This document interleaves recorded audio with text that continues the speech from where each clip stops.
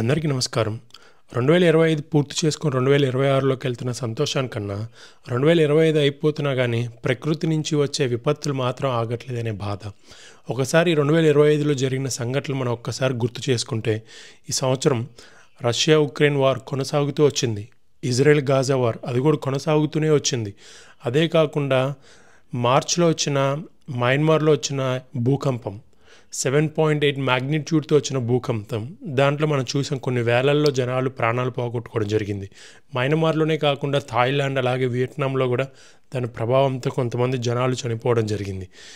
ఇదంతా అయిపోయింది అనుకుంటే మళ్ళీ ఈ యొక్క కొన్ని నెలల క్రితం కంబోడియా థాయిలాండ్ వీటి మధ్య యుద్ధం. సరే, ఈ సంవత్సరం వీటితోనే సరిపడిపోతుంది అని అనుకునే లోపే మొన్న డిసెంబర్ 8 అర్ధరాత్రి 11:15 జపాన్లో ఒక హఠాత్మైన భూకంపం ఏర్పడడం జరిగింది. అది 7.5 మ్యాగ్నిట్యూడ్తో జపాన్ ఉత్తర తీరం నుంచి 80 కిలోమీటర్ల దూరంలో పసిఫిక్ మహాసముద్రంలో ఒక పెద్ద భూకంపం ఏర్పడింది. అది భూమి యొక్క ఉపరితలం నుంచి 54 కిలోమీటర్ల లోతులో అది ప్రారంభం అవడం జరిగింది. కాకపోతే శాస్త్రవేత్తలు ఈ యొక్క సంఘటనని మోడరేట్ డెప్త్ ఎర్త్క్వేక్గా వాళ్ళు పరిగణిస్తూ ఉంటారు. ఈ యొక్క ఎర్త్క్వేక్స్ దీంట్లో 3 రకాలు ఉంటాయి. మొదటిది వచ్చేసరికి షాలో డెప్త్ ఎర్త్క్వేక్, రెండోది వచ్చేసరికి మోడరేట్ డెప్త్ ఎర్త్క్వేక్, మూడోది వచ్చేసరికి డీప్ డెప్త్ ఎర్త్క్వేక్.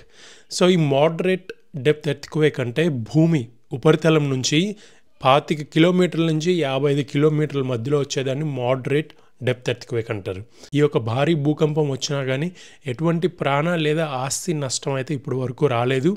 దానికి కృతజ్ఞతలు మనం తెలియజేసుకోవాల్సింది జపాన్ ఒక మీటలాజికల్ ఏజెన్సీ వాళ్ళకి. సో ఈ డిపార్ట్మెంట్ ఏం చేస్తుందంటే అర్లీగా ఏదైనా ఎర్త్క్వేక్స్ లేదా సునామీ లేకపోతే వాల్కనీ ఎరప్షన్ అయితే వీళ్ళు ఆ వార్నింగ్ సిగ్నల్ ప్రజలందరికీ పంపిస్తూ ఉంటారు.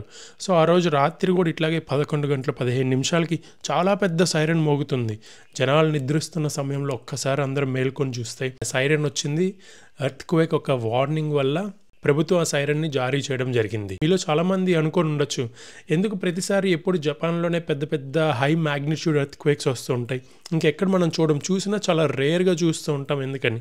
దాని ఒక ప్రధానమైన కారణం వచ్చేసరికి జపాన్ ఉన్న లొకేషన్. సో అది 4 టెక్టానిక్ ప్లేట్స్ మధ్యలో జపాన్ ప్లేస్డ్ అయింది కాబట్టి, సో ఆ టెక్టానిక్ ప్లేట్స్ ఎప్పుడు తరచుగా అవి జరుగుతూనే ఉంటాయి, మోగుతూనే ఉంటాయి. ప్రెషర్కి అవి పైకి లేచి కింద పడడం అనేది చాలా సహజంగా ఉంటుంది. సో ఈ ఎప్పుడైతే ప్రెషర్ ఏర్పడినా లేకపోతే టెక్టానిక్ ప్లేట్ కొద్దిగా లైట్గా పైకి లేచి స్ట్రెస్ వల్ల మళ్ళీ కిందకు వచ్చినా కానీ ఈ యొక్క సునామీ కానీ లేకపోతే భూకంపం కానీ ఇలా తరచుగా రావడం అనేది జరుగుతూ ఉంటుంది. కాకపోతే మొన్న రాత్రి జపాన్ ఈ యొక్క వార్నింగ్ సిగ్నల్ పంపించింది 3 ఒక తీర ప్రాంతాల్లో ఉన్న చోట్లు. ఆ చోట్ల పేరు వచ్చేసరికి హొకైడో, ఎమోరిన్ అలాగే ఇవాటి. ఈ 3 ఒక తీర ప్రాంతాల్లో ఉన్న ప్రజలందరికీ హెచ్చరికలు జారీ చేయడం ఏంటిదంటే ఎత్తైన ప్రదేశాలకు కానీ లేకపోతే వేరే చోట్లకి తరలింపమని తెలియచేయడం జరిగింది. దీంట్లో సుమారు ఒక 90,000 మంది నుంచి 1,00,000 మంది వరకు ప్రజలు తరలి వెళ్ళడం అనేది జరిగింది. దాంతోపాటు ఈ యొక్క సముద్రంలో భూకంపం ఏర్పడడం వల్ల అలలు ప్రభావం అనేది చాలా ఎక్కువ ఉండడమే కాకుండా అలలు 20 నుంచి 70 సెంటీమీటర్ల వరకు ఎత్తులో అలలు ప్రభావితం అనేది కనపడడం జరిగింది. సో దాంతోపాటు జపాన్ ఒక మిటలాజికల్ ఏజెన్సీ ఏం తెలియజేశారంటే రానున్న 3-4 రోజుల్లో జనాల్ని తీర ప్రాంతాల దగ్గర కానీ లేకపోతే మత్స్యకారులు కానీ లేకపోతే ఓడలు నడిపే వాళ్ళని కానీ వీళ్ళందరినీ సముద్రంలో ప్రయాణం చేయొద్దని ఆదేశాలు తెలియజేయడం జరిగింది. సో మనం ఇప్పుడు ఆ కారణం గురించి డెప్త్గా మాట్లాడుకుందాం. దాన్నే పెసిఫిక్ రింగ్ ఆఫ్ ఫైర్ అని పిలుస్తారు. మనం చెప్పాం కదా ఇట్లా 4 టెక్టానిక్ ప్లేట్స్ మధ్యలో జపాన్ ఉందని. సో దీనివల్ల ఎప్పుడు వాళ్ళకి ఎర్త్క్వేక్స్ కానీ భూకంపం వస్తూ ఉంటుంది. ఇంకొక ఇంట్రెస్టింగ్ ఫ్యాక్ట్ ఏంటంటే జపాన్లో సంవత్సరానికి 1,500 భూకంపాలు వస్తూ ఉంటాయి. సో కొన్నిసార్లు అయితే రోజుకి ఒక 4-5 భూకంపాలు కూడా చాలా సునాయాసంగా వస్తూ ఉండేది. సో మీరు అనుకోవచ్చు 1,500 భూకంపాలు వచ్చినప్పుడు జపాన్ ఎలా సర్వైవ్ అవుతుందని. దానికి చాలా కారణాలు ఉన్నాయి. ఉదాహరణకి మనం ఆల్రెడీ చెప్పుకున్నట్టు 7.5 మ్యాగ్నిట్యూడ్ వచ్చినా కానీ ఎటువంటి ప్రాణ లేదా ఆస్తి నష్టం జరగలేదు. ఎందుకంటే వాళ్ళకి కట్టుకునే ఇల్లులు కూడా ఎర్త్క్వేక్ ప్రూఫ్తో కట్టుకుంటారు. మీలో చాలామంది అనుకోవచ్చు ఎర్త్క్వేక్ ప్రూఫ్ ఏంటని. నేను చాలా చోట్ల విండ్ ప్రూఫ్ చూసాం, లేకపోతే ఫైర్ ప్రూఫ్ హౌసెస్ కన్స్ట్రక్షన్ చూసాం. ఎర్త్‌క్వేక్ కన్‌స్ట్రక్షన్ అనేది చాలా కొద్దిగా ఇంట్రెస్టింగ్‌గా అలాగే చాలా వినూత్నంగా ఉండుండొచ్చు. యెస్.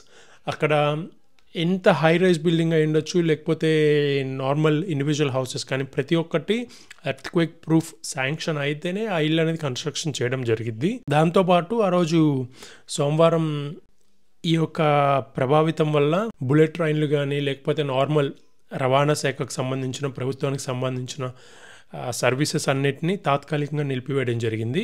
అలాగే విమానయాన సర్వీసెస్ కూడా కొద్దిగా ఆలస్యం అవ్వడం జరిగింది. ఎందుకంటే వాళ్ళు ఎర్లీగా డిటెక్ట్ చేశారు. బట్ వన్స్ అంటే దానివల్ల ఇంకా ఇబ్బంది ఏం లేదు. అది షాలో డెప్త్ కాదు, అది మోడరేట్ డెప్త్ కాబట్టి సో అంత ఇంపాక్ట్ లేదని తెలుసుకున్న తర్వాత ఈ సర్వీసెస్ అన్నిటినీ కొనసాగడం కూడా జరిగింది. కాకపోతే మనం ఇందాక చెప్పుకున్నట్టు 1500 భూకంపాలు వచ్చినా కానీ మీరు అనుకో చాలామంది ఎందుకైనా జపాన్కి చాలామంది వెళ్ళడానికి ఇష్టపడుతూ ఉంటారు. సో అది న్యాచురల్ కెలామిటీస్తో ఎప్పుడు ఏదో ఒక ఇబ్బందితో బాధపడుతూనే ఉంటుంది కదా ఆ దేశంలో ఉండే ప్రజలు. మనం ఎందుకు ఆ దేశంకి వెళ్ళాలనుకుంటే for the past few years వాళ్ళు ఏం చేశారంటే ఇట్లా భూకంపం ఎప్పుడు సముద్రం లోపల వస్తుంది కాబట్టి పసిఫిక్ మహాసముద్రంలో అలలు దాడి నుంచి రక్షించుకోవడం కోసం వాళ్ళు కోస్టల్ ప్రాంతాల దగ్గర, తీర ప్రాంతాల దగ్గర వాళ్ళు ఆ అలల్ని స్టాప్ చేసే కొద్దిగా వాల్స్ అవి కట్టుకోవడం జరిగింది.